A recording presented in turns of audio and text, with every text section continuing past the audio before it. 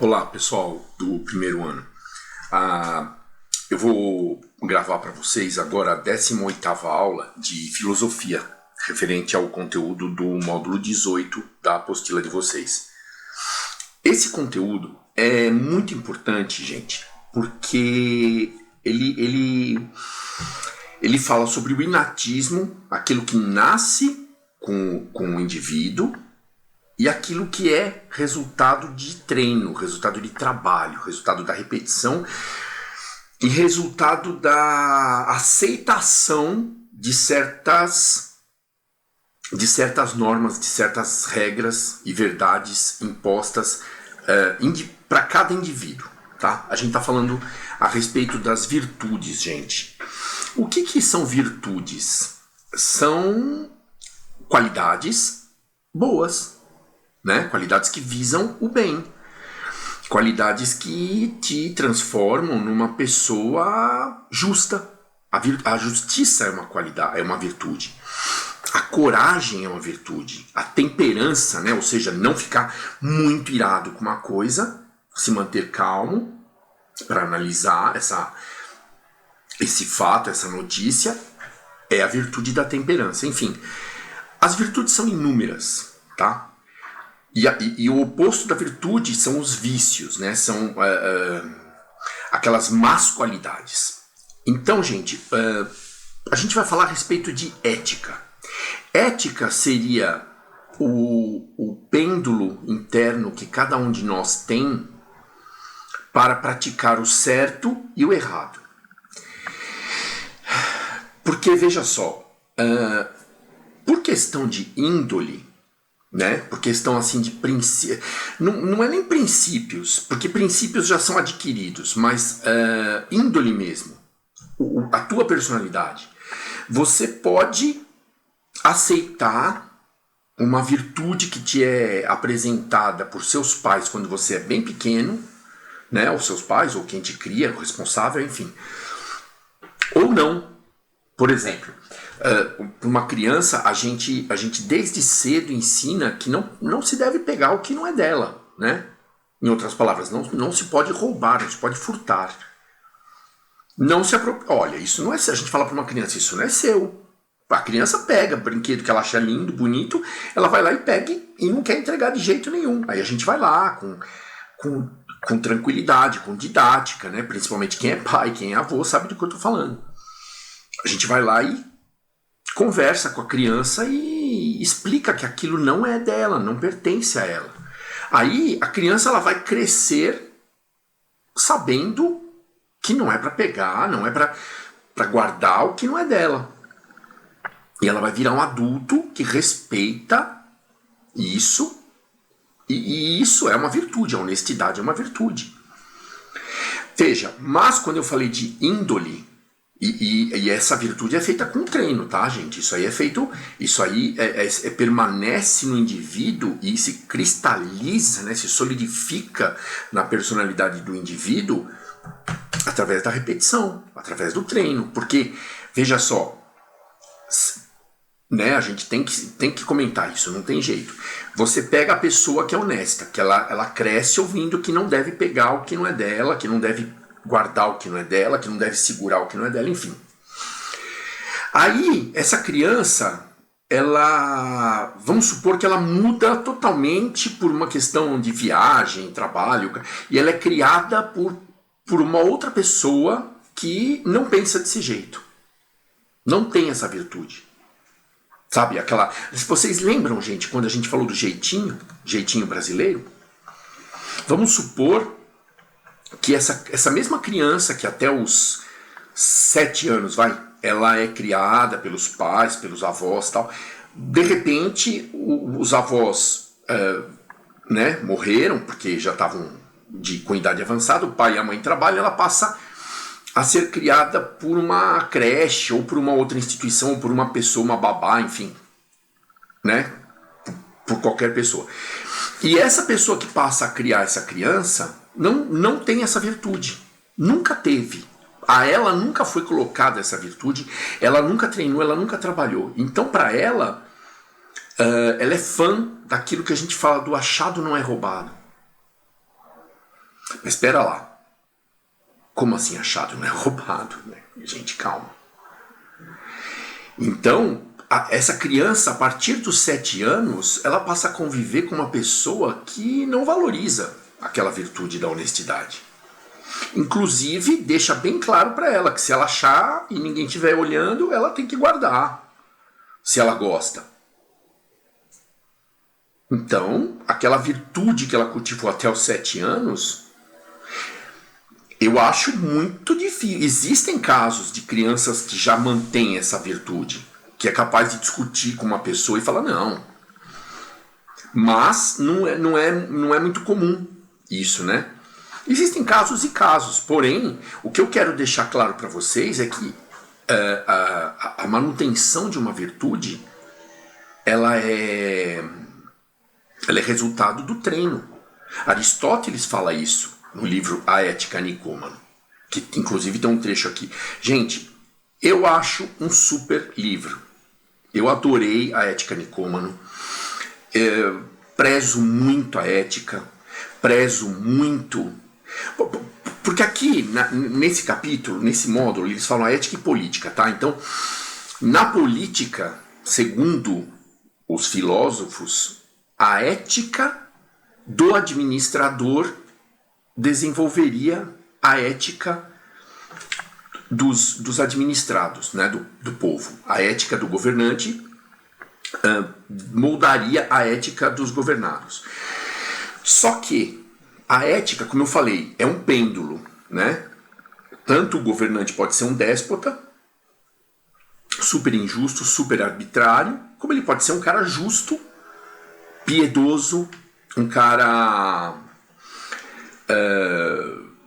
que pensa no bem do próximo e não no seu próprio bem, no bem dele, né, do administrador. Veja, porque às vezes a nossa vontade, gente, ela vai completamente de encontro com a vontade da coletividade. Mas, infelizmente, não é a nossa vontade que voga. Por exemplo, faixa de pedestre. Vamos pegar como exemplo a faixa de pedestre, gente. Mesmo que não houvesse lei, né? Aqui no Brasil a gente tem leis para regulamentar coisas que para mim parecem muito óbvias, tipo ceder o meu lugar para uma pessoa mais velha quando eu estou num ônibus ou no metrô, ou para uma mulher grávida, né, que está cansada, afinal de contas ela está carregando uma criancinha lá dentro da barrigona dela, você entendeu? Então, por exemplo, parar na faixa de pedestre. Não é todo dia que a gente é motorista, eu, por exemplo, e não é todo dia que eu sou pedestre. Então, quando eu sou motorista, eu tento respeitar o pedestre de qualquer maneira. E quando eu sou pedestre, eu tento respeitar o motorista também. Sabe aquela corridinha, vai dar tempo, e aí o motorista tem que frear? Aquilo zoa. Se tem farol, vamos esperar o farol. Se tem aquilo, por exemplo, tem trechos da Raposo, quando eu estou indo aí para o Objetivo de Cotia, que não tem faixa. Aquelas marginais, né, na lateral, lá em Cotia, por exemplo. Tem lugares lá que não tem faixa de pedestre para atravessar. E o cara dá uma corrida. Aí, o motorista, para não fazer uma coisa horrível, não atropelar um pedestre, o que ele faz? Ele reduz. Só que isso, gente, a gente não pode esquecer que é um efeito cascata. Ali é uma estrada. Então todo mundo atrás dele tem que frear. De repente o motoqueiro vinha olhando a rota, aquele que vai entregar o almoço, crau no carro de trás. Gente, aí a gente vai desdobrar. De quem que é a falta de ética?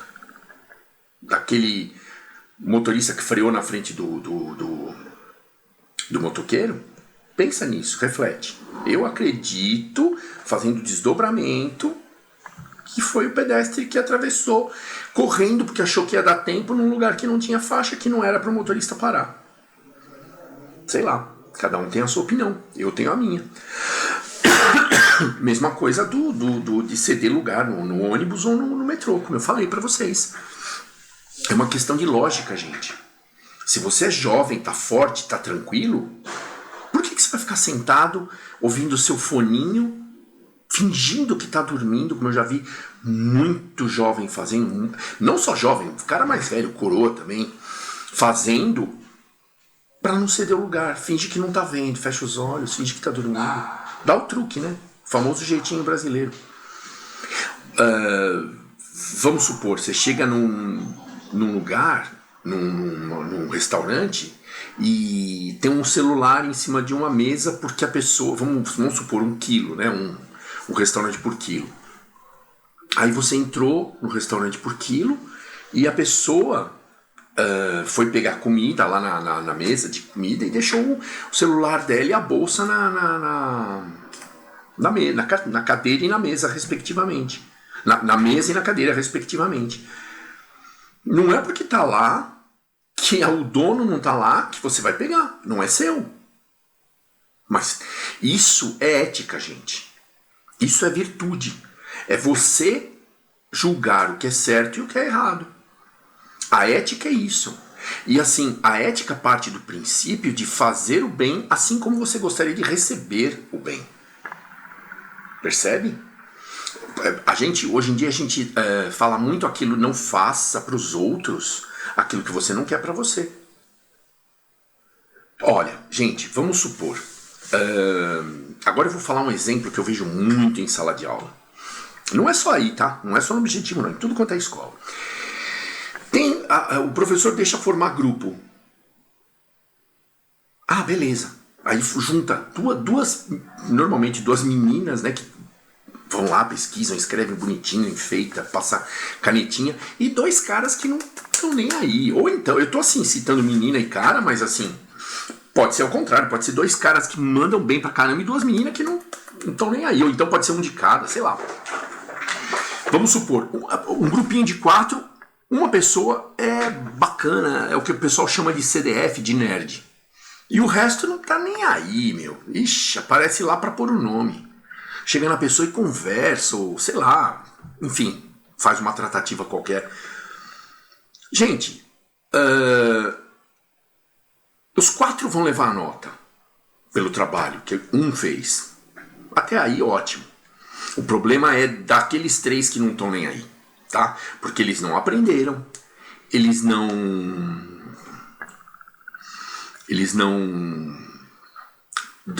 merecem aquela nota, é falta de merecimento, falta de mérito mesmo. E o cara que entregou e colocou o nome dos outros 3, ou a menina que entregou e colocou o nome dos outros 3, concordou com isso. Ótimo. Mas se a pessoa não tivesse concordado, se o professor, se aquele grupo não tivesse sido formado por vocês mesmos, e se o professor tivesse escolhido os grupos, como acontecia muito quando eu fiz a faculdade, quando eu fiz a primeira faculdade, os professores falavam, olha, fulano, ciclano, beltrano, blá. Gente, aí a gente marcava às vezes num sábado para se encontrar numa biblioteca, porque não tinha essa história de Google, essas coisas todas, né? A gente se encontrava numa biblioteca, coisa e tal. Tinha cara que não ia, tinha cara que ia, mas ficava só de, sei lá, passeando na biblioteca, não dava opinião nenhuma, não copiava nada, a gente perguntava alguma coisa, o cara não estava nem aí. Isso é injusto. Só que, veja, é uma coisa, é uma dinâmica onde os bons têm que pagar pelos ruins. É mais ou menos o que acontece na nossa democracia, o que acontece na política, certo? As escolhas de uns envolvem todos, certo? E nem sempre todos têm a mesma opinião. Aliás, nunca, né? Quase nunca. Gente, vocês gostariam de ser aquela pessoa que trabalha, que pesquisa e coisa e tal, e vem 2 e penduram em você? Ou 3, porque o professor escolheu? Você acha justo isso? Aí você se arrebenta, porque você é responsável, você quer entregar teu trabalho, você quer ter a sua nota, coisa e tal. Aí você vai fazer um trabalho super show de bola e 3 que não fizeram nada vão receber a nota também. Você acha justo? E se você, vamos supor que você é um daqueles caras que não fez nada, põe-se no lugar, isso é o conceito de empatia, né? Põe-se no lugar daquele que é responsável. Ah, não tô nem aí, eu quero que se dane escola, só quero diploma mesmo. Não, mas inverte o cenário, faz um ensaio mental. Vamos supor que você quer aprender, que você está estudando justamente para o fim a que se destina. Aprender. Aprender o que é ensinado na escola. Aí você é aquele cara responsável que quer ter nota na matéria, coisa e tal, e vai escrever, vai fazer o trabalho. Pronto, aí o professor escolhe 4 e você é o único que escreve, o único que pesquisa, o único que trabalha para valer, o único que aprende. Os outros 3 não. Só que você é obrigado, porque o professor escolheu o grupo. Pronto. Ponha-se no lugar daquele que escreve, daquele que estuda, daquele que trabalha. Você não vai gostar nada, né? Dependendo do teu temperamento, se você não tem a virtude da temperança, nossa, você vai ficar muito bravo, vai brigar, vai espernear, capaz de falar pro professor, olha, eles 3 não estão fazendo nada, eu que escrevo, não sei o quê. Aí os 3 te perseguem, você vai ficar mal visto, coisa e tal. Então, veja, gente, eu tô falando tudo isso para que vocês entendam o que é ética. Às vezes nos menores atos nossos, às vezes nas menores atitudes nossas, a gente demonstra virtude, a gente demonstra qualidades boas e qualidades ruins. O que o Aristóteles afirma na Ética a Nicômano é que você não tem como obrigar alguns indivíduos a nascerem com a ética. Isso não existe. Não tem como obrigar, não. Simplesmente não acontece. Porém, você tem como moldar um caráter. Você tem como dar exemplo. Percebe? Principalmente para as crianças menores. O exemplo é tudo, gente. O exemplo é tudo. Se você tem um irmãozinho menor, por exemplo, e ele ama você, idolatra você, se você faz uma coisa errada e ele vê, o que você acha que passa na cabeça dele? Ah, meu herói faz isso, eu também vou fazer. Eu quero ser igual a ele. Na verdade, não existe esse raciocínio consciente como eu desenvolvi aqui. Isso aí acontece no inconsciente da criança.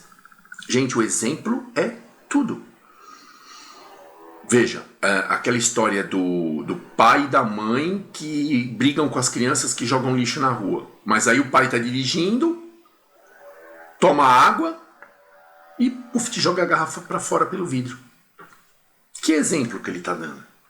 Como é que ele pode pedir para as crianças dele não jogarem lixo na rua? Se ele bebe a água e joga a garrafa pela janela do carro.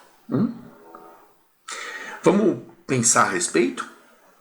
Tudo bem que um ou outro hábito, vocês, eu, nós adquirimos aí com um outro hábito ruim, ou um vício. Mas vamos pensar naquilo que a gente faz que não está certo, porque a consciência é primordial, ela é una, né? Ela é magnânima. E a consciência é justamente a ética, né? Ela julga o que é certo e o que é errado. Às vezes nós fazemos coisas erradas, sabendo que estão erradas, mas não dá nada. Como se usa muito essa expressão hoje em dia, não dá nada, vou fazer. Pensa bem, gente. Quem sabe está na hora da gente, de vocês, né, que são jovens, começarem a mudar um pouquinho esse status quo, né? O estado das coisas, né? O estado atual das coisas. Quem sabe? Né?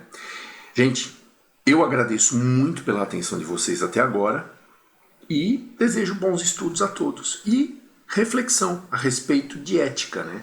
A respeito de política, a respeito de defender os interesses de quem espera que você os defenda.